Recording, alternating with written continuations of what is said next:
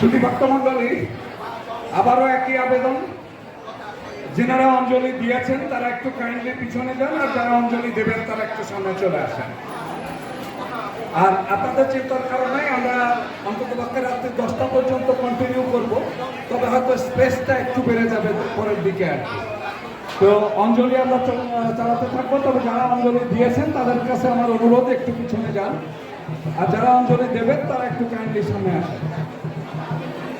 আর যে কথাটা সামলদা একটু আগে বলছিলেন, আমাদের সন্ধি পূজার লগ্নটা হচ্ছে গিয়ে আজ দিনগত রাত্রি, যেটা ভোর 4:26 থেকে 5:19 পর্যন্ত। তো যদি আপনারা মানে সেটাই আমাদের মেইন, যেটা আক্ষরিক অর্থে মহিষাসুর পথের যেটা হচ্ছে গিয়ে লগ্ন।